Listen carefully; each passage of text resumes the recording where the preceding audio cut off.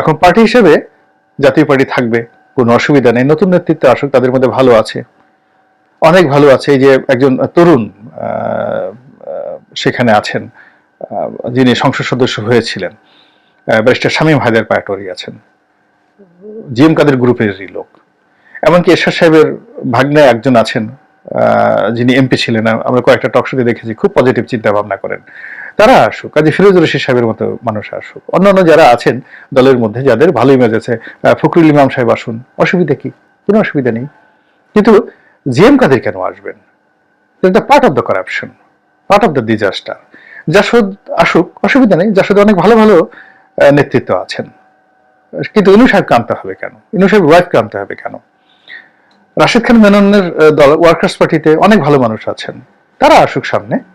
Rashed Khan Menon and his family, তাদেরকে বিচার করতে হবে এই সময়টাতে, যে অপকর্ম তারা করেছে। এটা কোনো অবস্থাতে অ্যাকচুয়াল ছাড় দেওয়া যাবে না। এগুলো নিয়ে ইন ডিটেলস পরে বলবো, কিন্তু এই